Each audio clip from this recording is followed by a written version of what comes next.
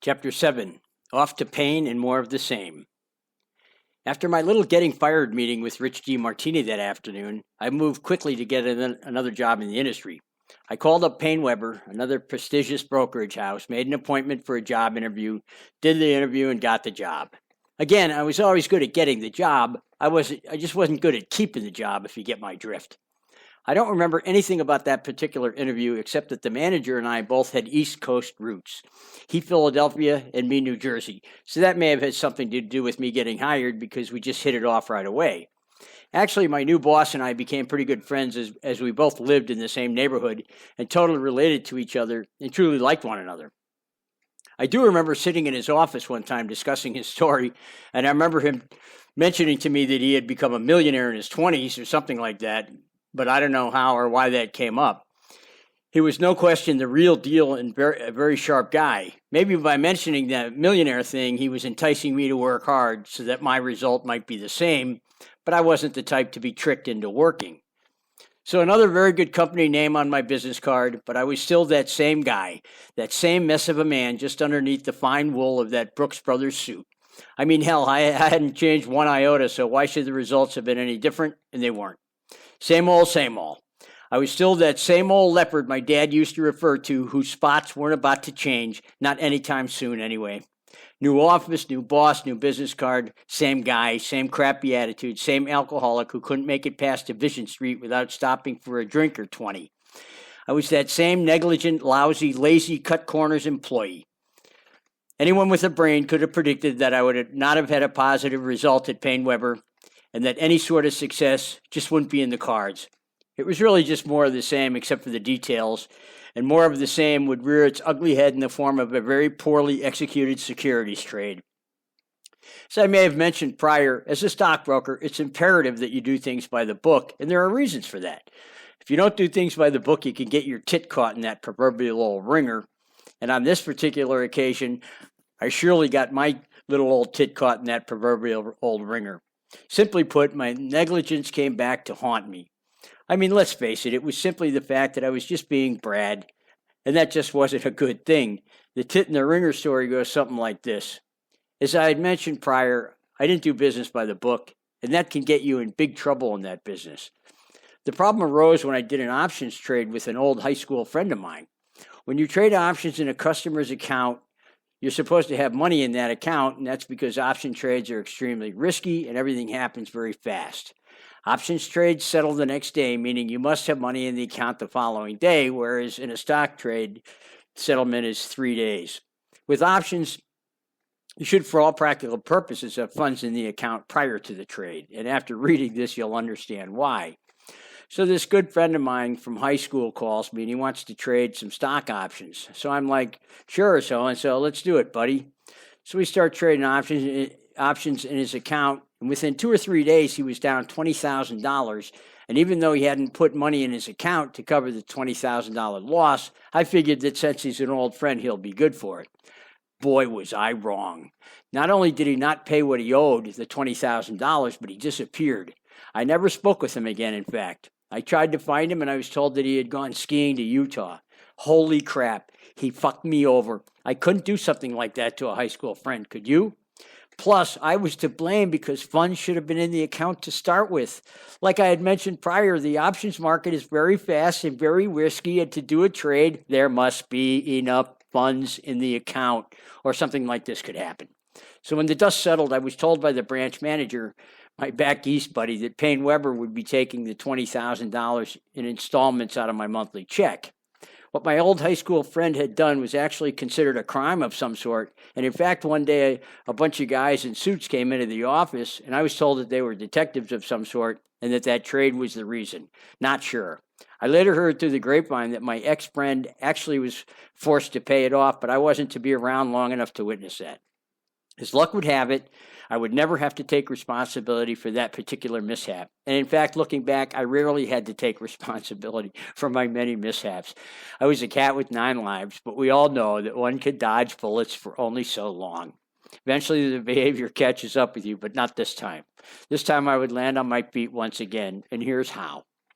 Not long after the $20,000 fiasco, I was called into my manager's office, and he tells me to have a seat, and then proceeds to inform me that he would be leaving PaineWebber, as he had been offered a branch manager position at another brokerage house.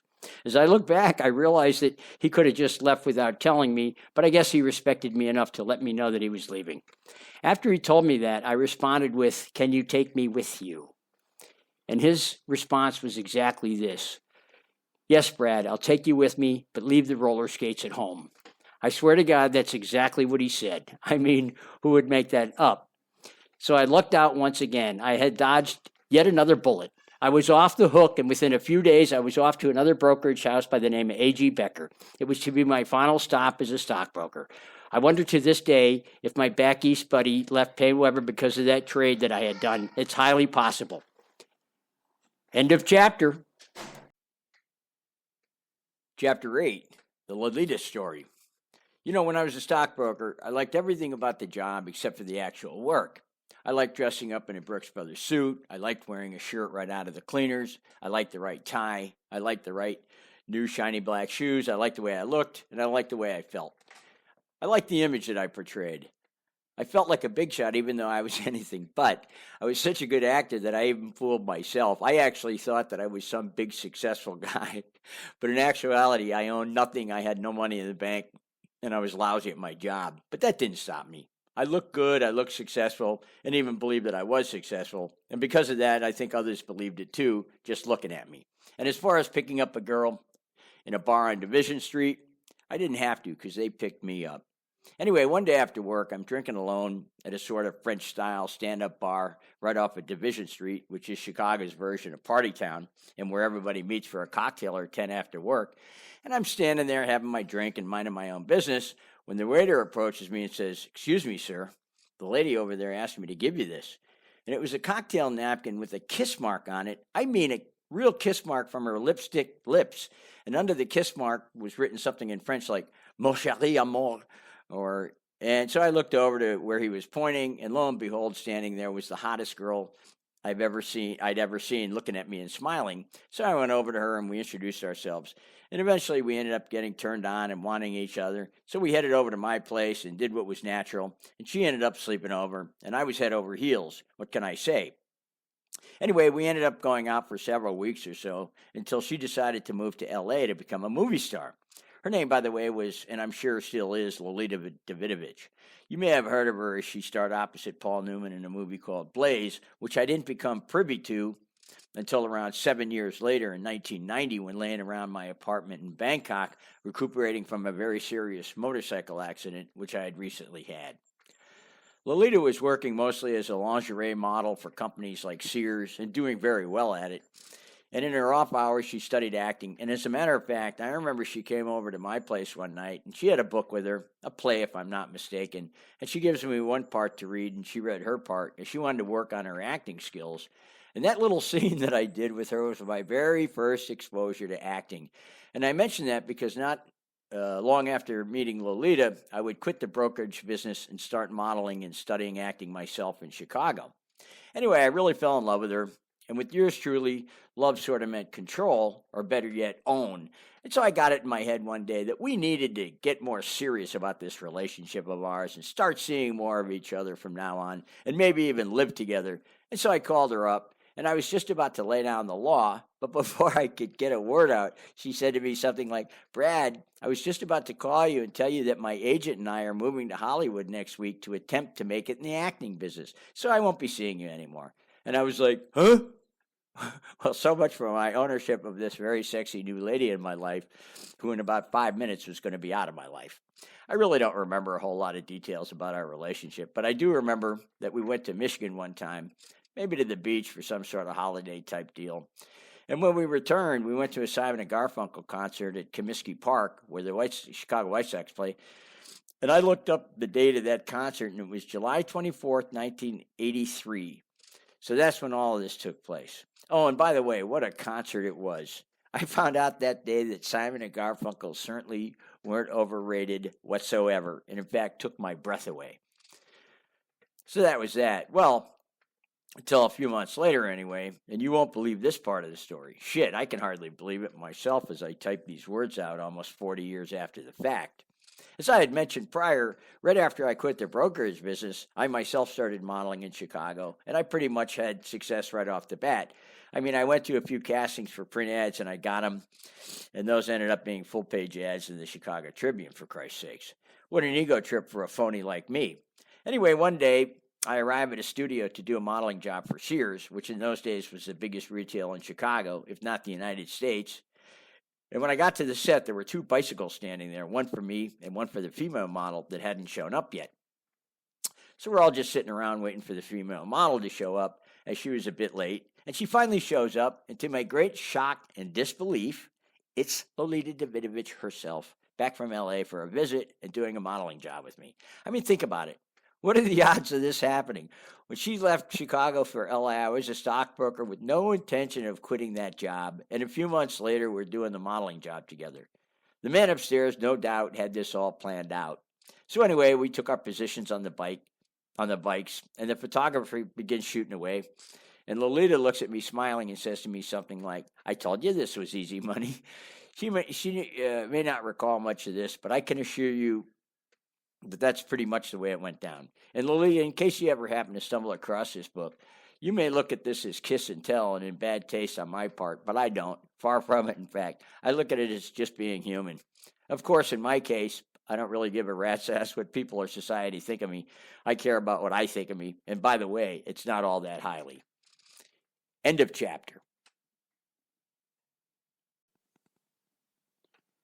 Chapter 9. Over to A.G. Becker and out. Anyway, like I said, I followed my Paine-Webber boss to another brokerage house by the name of A.G. Becker, but unfortunately I was that same leopard with those same spots, that same alcoholic, that same mess of a man. Not to mention that I was totally lazy and had no intention of putting in the work that was required to be successful in that business. Well, it sure wouldn't take a rocket scientist to predict what the outcome would be. I mean, I certainly wasn't going to become employee of the month anytime soon, that's for sure. I would be that same crappy employee that I had been with Dean Witter and with Paine-Webber. Nothing would change except the name of the company that I bragged about drunk. Again, I looked and acted like a successful broker. So there I was as usual, getting drunk in a bar in Division Street and looking like that handsome top executive that I wasn't. And just maybe some sexy thing would get turned on and simply have to have me. As I had done in my last two stops, I would arrive at the office at 9 a.m. and leave at 3 p.m.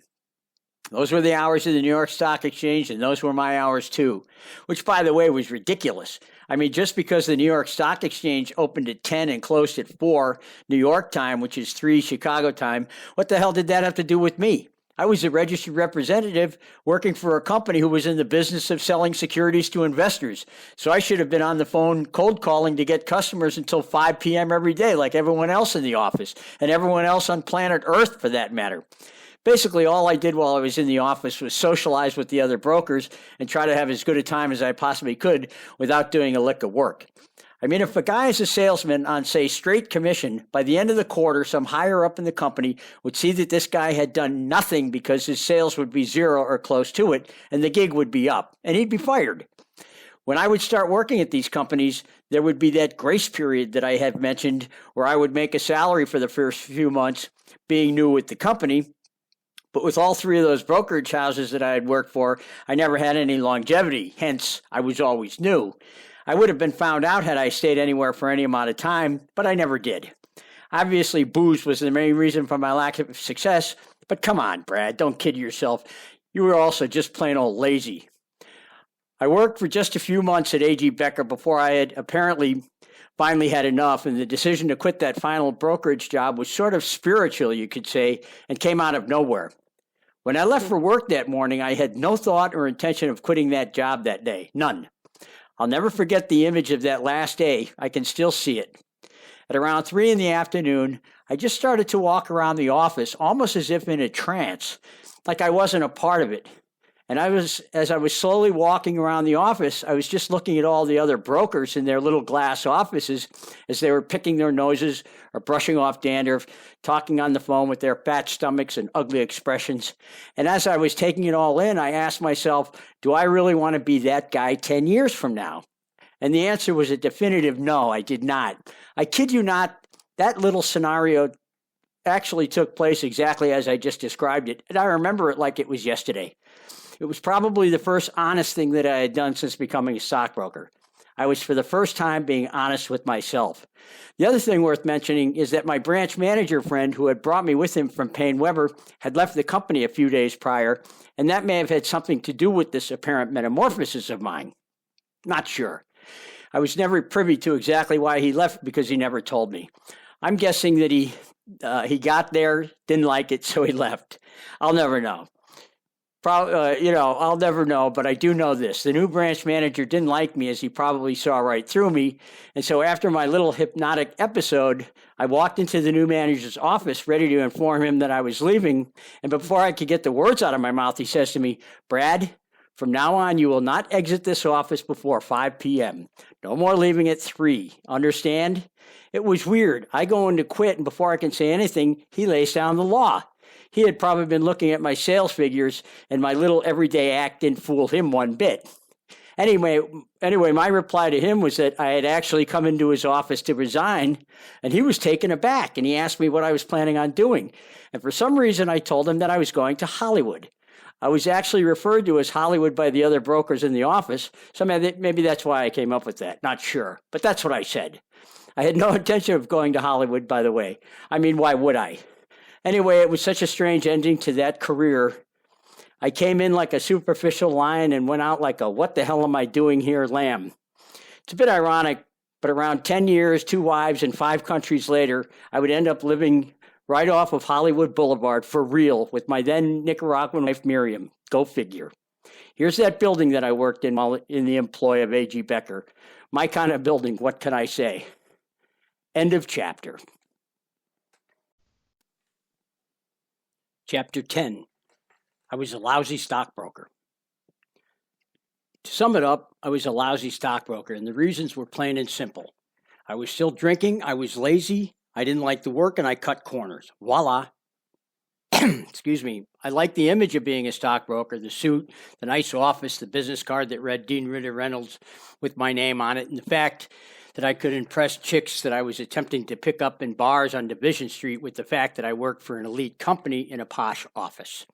In other words, I liked playing the part of a successful stockbroker, but I just didn't like that actual day-to-day work that it would take to become a successful stockbroker. Go figure. When a new broker starts out, he gets paid a salary for a certain period of time, a so-called grace period, if you will, during which time he or she is supposed to make cold calls and attempt to bring in new customers and build up his so-called customer book. If a new broker isn't doing that, his numbers will basically remain at 0, and when that grace period is over, he'd most likely be let go. As I said, I was lazy, and cold calls were very hard work and no fun at all as far as I was concerned. You might even say they were a form of torture. It was a very, very unpleasant task for a guy like me. Allow me to describe what making a cold call is all about. There were a few large books in the office, for example, The Manufacturer's Guide of Chicago, or something to that effect. And we'd have to open the book, call one of the companies listed in it, ask for so-and-so, and try to sell him some stocks or bonds or some such investment. First of all, most people who are at work generally don't like receiving sales calls from strangers. I mean, for instance, I'd make a cold call to a guy at his workplace, and I'd ask for Mr. So-and-so, and he'd get on and say something like, "Hi, this is John. What can I do for you?" "Hi, John. My name is Brad Kerner, and I'm a stockbroker with Dean Witter." And more often than not, he'd be furious, and he'd interrupt me right in the middle of my sentence and say, "How the hell did you get my number? Don't you ever call me here again." And then he'd hang up. Making cold calls all day, every day is an ugly job, to put it mildly. I'd say that during the entire time that I worked at Dean Witter, I turned very few, if any, cold calls into an order, albeit I didn't make many in the first place. They were simply too painful for a guy like me. I did do some business with family and with a few connections that I made here and there, but my father, for instance, had a broker already, and he was satisfied with him. Plus, I'm not sure he trusted me all that much to handle his investments. I mean, you could say that my track record with him wasn't so hot. The only new business that I ever did was when I was what is referred to in the business as broker of the day. Let me define for you broker of the day. Each broker at Dean Witter, or any other brokerage firm for that matter, gets the opportunity once or twice a month to be what's known as the broker of the day, which means that all of the calls that come into Dean Witter's office that day, where the person calling doesn't already have a broker, are directed to the broker of the day. I love being broker of the day because I actually got to do some selling for a change. So I did get some new customers when I worked as broker of the day. The other thing that bears mentioning is this. In the stockbroker business, you really had to do things by the book. If you didn't, you'd end up getting your proverbial old tit caught in a ringer. But of course, being the lazy, hungover guy that I usually was, I cut corners and did things that were not kosher, so to speak, to get my sales numbers up. And cutting corners and not doing things by the book would eventually get me in real trouble more than once. I didn't have many customers, so I used to make the most out of the few that I had. In one case, which I described here, which I will describe to you, I'm ashamed of myself to this day, and I mean that. It's a part of my past that I regret, but there's nothing that I can do about it, so I have to live with it. When you screw somebody in life, especially if it's a kind little old lady, you have to live with that. They get hurt, but so do you, because you have to live with those bad deeds on your conscience for the rest of your life. Do you know that I still feel guilty about what I did to this person some 40 years later? It's not a pretty story, and I hate having to recall it here, but it's pertinent, and it will give you an idea of the kind of stockbroker, and for that matter, the kind of man that I was. I had worked as a stockbroker of the day. I worked broker of the day one day, and an 80-year-old woman called into Dean Witter's office for the first time and says I was broker of the day. The call came to me, which ended up being bad luck for her. I actually still remember her name, but I won't reveal it here. She had money and was a very with-it old lady. Her son was a physician, but really didn't have the time to take care of his mother's investments, so he let her do it. That first call, I had sold her some Commonwealth Edison stock, which was a very conservative and appropriate investment in her case, as it paid a big dividend and was not considered a risky investment whatsoever. We ended up doing some subsequent transactions, and she started to trust me as I had put her in conservative and appropriate investments. Let me interject here a bit. There are a few rules that brokers are supposed to follow, and one of those is Rule 405, otherwise known as the Know Your Customer Rule. It essentially states that you have to get to know your customer so that you know what type of investment is appropriate for that particular customer. By the way, an 80-year-old woman should only be buying conservative and non-risky investments such as government bonds, which are guaranteed and at that time paid a fairly high interest rate. There's little to no risk with such an investment, and appropriate in this type of situation. I've gotten the following info from the website lawinfo.com that explains Rule 405 better than I can. Due diligence rule. Stockbrokers who are recommending that a client buy or sell a security that is traded on the New York Stock Exchange must comply with NYSE Rule 405.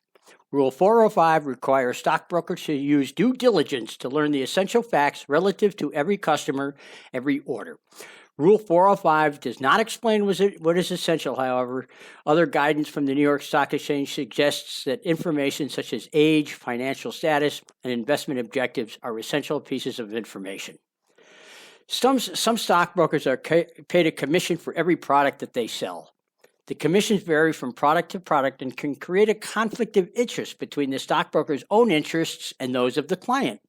Therefore, it is important to make sure that your investment advisor or stockbroker understands your financial status and investment objectives and tries to further your objectives every single time a transaction is made on your behalf. Otherwise, you may be making unwise investments and your stockbroker may be violating important ethical rules. Okay, I'm speaking again. In other words, you don't take big risks such as options trading in the account of an elderly lady who really just wants a decent return on her money with little to no risk. I want to point out to you that my actions were not premeditated or on purpose. I just did what came natural at the time and had no intention of screwing anyone, which is exactly what ended up happening. After those first few investments with this kind elderly woman, I thought it would be a good idea to open a discretionary account for her. A discretionary account is a type of account where the broker doesn't need the client's permission to make a trade or buy a security, if you will. It would allow me to trade in her account without asking her permission, so if some good investment came along out of the blue, I could buy it without having to call her and get her permission. So I mentioned it to her that it might be to her advantage if she came in and signed a discretionary account form so that I could just buy and sell in her account as I saw fit. Well, since she trusted me at this point, she agreed and came down to the office and signed the form. Again, I want to point out here that writing this story is a difficult task because I don't want to have to remember it, and I sure don't want to have to report it what a snake I was, but it's pertinent. So anyway, soon after she signed the agreement, I started buying and selling stock options in her account. Well, options trading is extremely risky and a totally inappropriate investment for this little old lady. Options move very quickly, and one has to be really on top of it, an expert, if you will. And that I certainly wasn't, and in fact, I was a beginner. After a while, I was constantly buying and selling options in her account on a daily or even hourly basis, and in the process, losing quite a bit of her capital. And by the way, every time I did a trade, I got a commission, and I did a lot of trades. So the bottom line is that I was making a lot of money while she was losing a lot of money. This type of trading that I was doing in her account is called churning. Churning is when a broker trades often in a client's account just for the purpose of making commissions.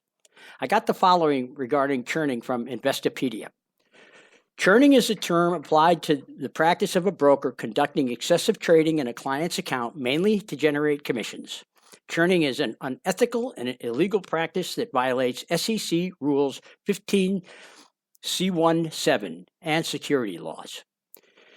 Okay, so I was doing both inappropriate trades and also churning in her account, two no-nos. I have never had to pay a price for this because I was fired before it had come to light.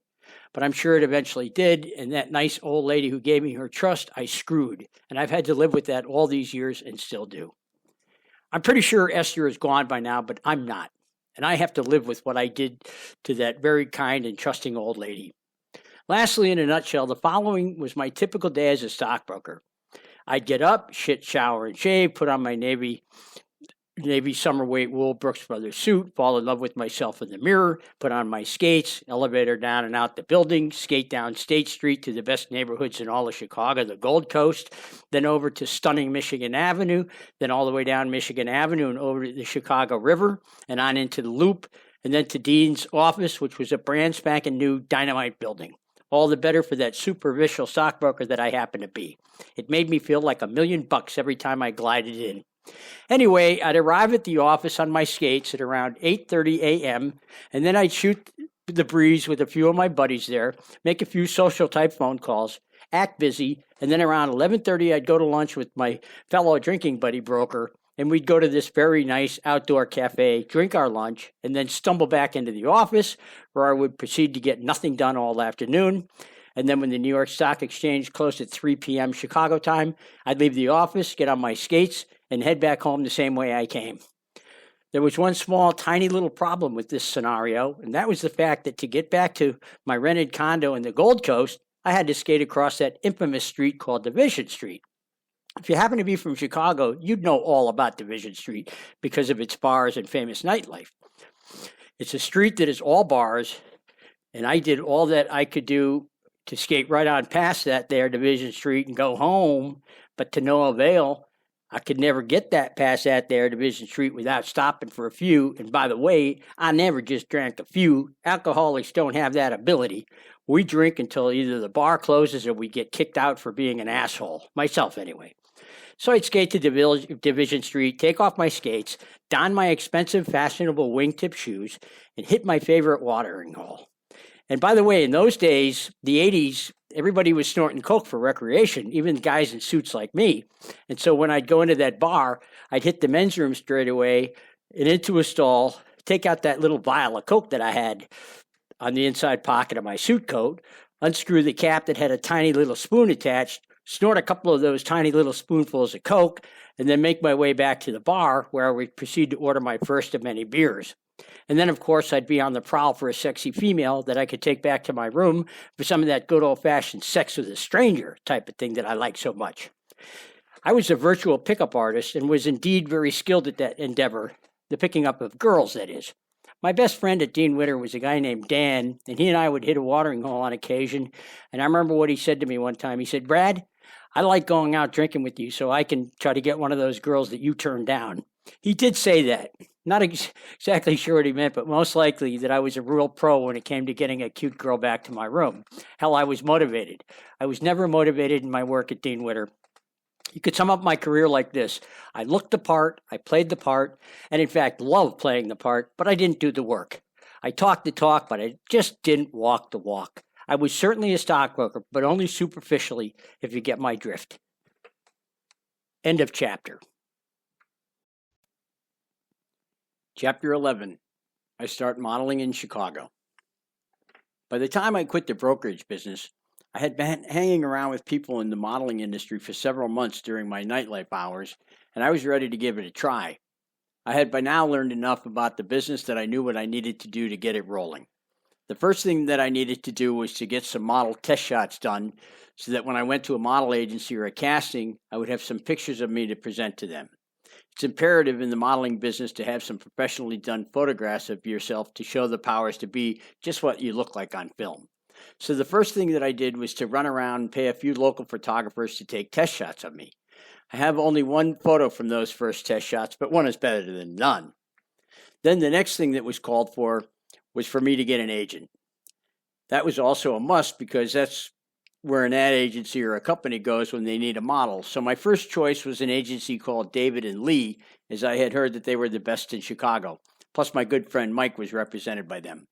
Well, that was to no avail because they turned me down, but the second one didn't. I sort of had the last laugh on that David and Lee rejection because almost right after getting an agent, I landed a modeling job that was cast and shot in the same building as David and Lee. They had sent some of their models too to the casting, but I got it, and I'd call that poetic justice. Wouldn't you agree? I've included that ad for speakers in this chapter. I will say that I had success right off the bat.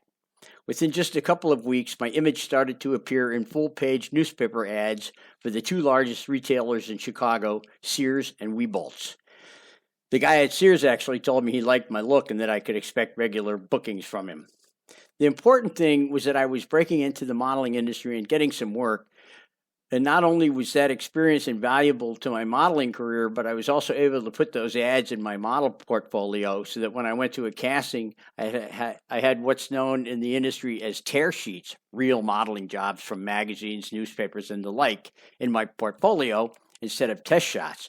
And it made me more credible as a model. Prospective clients could see a real work in a portfolio that way. They just take you more seriously. And I'll end with this, and it will sound redundant, but becoming a model was the key to this entire journey that I write about here because modeling allowed me to live and work all over the world, which is exactly what I did for most of the next 35 years. I've included some photos here, and that first photo is one of my first model test shots that I had paid a local photographer to take right when I got in the business. And then the next one is the ad that was shot in that same building as the model agency that turned me down. And the last one is a Webolt's ad that appeared in the Chicago Tribune on September 23rd, 1984. Go figure. End of chapter. Chapter 12. The Significance of Moving Downtown. In retrospect, my move from the suburbs to downtown Chicago when I got the Dean Witter job was actually more significant than getting the job itself. I never went anywhere with that job in that industry, but just by living in the city, I was exposed to things that I never would have been exposed to had I stayed in the suburbs, such as the modeling and acting industry. And being exposed to that industry would change the course of my life, as it was those after-hours downtown connections that got me in that business, which is what made possible my living overseas and in all of those fascinating places for most of the next 35 years. Because to move to a country with zero money, knowing no one and never having been there, one has to work. And modeling was one of the only jobs where you could just move to a foreign country and start working right away, which is precisely what I did. After I got the Dean Witter job and moved downtown, I was a stockbroker working in an office by day, but at night I'd hang out and prowl around and would eventually meet some people that would change my way of thinking and expose me to things that would change the course of my life forever. I really had two lives, my day life and my night life, and they were as different as, well, night and day. Go figure. One guy that I had met when I was out one night was a young guy in his early 20s from New York by the name of Bernard John, We called him BJ, and he was typical New York. He had that gift of gab with that New York confidence to it. He was one of a kind and a real go-getter. And oh, he was a great guy, too. I loved you, BJ. I don't remember exactly how or where I met him, but he's the one who first introduced me to the modeling industry. He was one cool cat and a hell of a nice guy, and I'll never forget him. And if you ever happen to read this, BJ, I love you, man. I remember he had opened a club in the city called Mars Bar with zero money. There was a big old empty out-of-business nightclub that was just sitting there, and he somehow talked the owner into renting it to him, possibly with proceeds from his new club. No idea. I never asked him. Anyway, I know that he had zero money and that he opened up Mars Bar, so you tell me. He must have done one hell of a sell job, put it that way. BJ had all sorts of connections to the modeling industry, mostly in the form of attractive female models, and he used to have fashion shows at his club, and I did runway on a few of those shows just for fun, as I was still a stockbroker, and it was one hell of a great experience and one of my first exposures, my first exposure to that business. I mean, I was a stockbroker by day and doing runway by night, and I guarantee you no one watching those fashion shows could have ever guessed that I was actually a stockbroker. You know, there were also a bunch of models always hanging out with BJ, and in fact, I dated a few of them, and they taught me the ins and outs of the modeling business, such as getting a model portfolio together with test shots, getting an agent, and, you know, things that I did as soon as I quit my broker job. Hell, within a few weeks of quitting that last broker job, I was appearing in full-page ads in the Tribune as a Sears model. The entire course of my life is that within 6 months, I'd be living in Paris and working as a model. So it was the modeling itself that made it possible for me to live overseas in all those great places, such as Nice, Paris, Singapore, Hong Kong, and finally Thailand, where I still happen to live some 30 years later, all because of the fact that I got hired by Dean Witter and consequently moved to downtown Chicago. I also took my first acting classes during this period, and that would come in handy as well. The other interest that I picked up while living in the city was roller skating. As I had mentioned prior, I picked up skating while I was living in the city, and skating would become my absolute passion and favorite pastime for many years as I moved from country to country. Do you know that I skated almost every day in Paris, Singapore, New York, Hong Kong, and Bangkok? My roller skates became my best friend as I moved from place to place. I'm not kidding. Hell, I probably know every single damn park in Manhattan south of Central Park. I met my girlfriend Rika while skating Madison Avenue late one afternoon, and I also met my Nicaraguan wife while skating down Ocean Drive in South Beach one day. Anyway, that move to the city was the key that opened for me the door to the world. Go figure. I do have a screenshot of me skating down Fifth Avenue in New York as I was inadvertently caught skating during the filming of a New York telephone commercial one day, and I actually approached my agent and asked if they were allowed to film me and not pay me, and she said, in this case, yes. But my point is, I was always on my skates. End of chapter. Chapter 13, A Magical Trip to the Travel Agent. It was November of 1984, and I was getting a bit bored with Chicago and its gray November days, so I decided to take a little island-type vacation to St. Martin, as I'd been there the year prior and had loved it. So I headed on over to my travel agent, the one that I had used for my last trip to the Caribbean, and I asked her to quote me the price of a round-trip ticket to St. Martin, the same vacation that she had booked the year prior. And she quotes me a price nearly double what I had paid the last time. And I'm thinking, wow, are you kidding me? And I'm thinking about it, mulling it over, And then I noticed this small brochure sitting on her desk that read, Ski Innsbruck. And I pointed to it and I asked her, how much is that? I mean, hell, I'm a skier. And she tells me, $600 all included. So I say to her, okay, if you could book me on a flight tomorrow, I'll take it. I'm not sure why I gave her that sort of ultimatum, but you know me, I can be weird. And so she gets on the phone, does her thing, and a minute later says, okay, done, you're booked. And my life would change forever at that very moment just because of that little brochure sitting on that desk that day. You see, I would fly to Innsbruck, but not take that return flight back to Chicago. Instead, would hop on a train and head south, getting off in Nice, where I'd spend the next 6 months working as a model.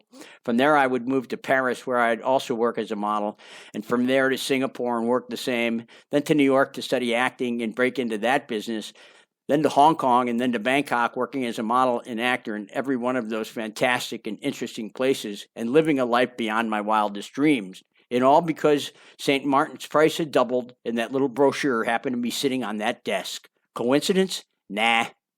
As I sit here in Thailand typing these words out some 35 years later, don't think I don't thank God every single day. And it all started with that magical trip to the travel agent. I've included a shot of me that was taken that prior year that I had vacationed in St. Martin. You'll notice the bandage on my forehead, and I got that when I tried to do one of those somersault turns you see in those swimming races on TV. But unfortunately, I cracked my head on a sort of cement ledge just below the water's surface, and I had to go to the hospital to get it sewn up. And when I got there, I told the staff to be sure to do a good job because I was a model, at night anyway. And I'll never forget that nurse shouting sort of excitedly in French, "Il est modèle! Il est modèle! He's a model! He's a model!" She took me seriously. I like that. End of chapter.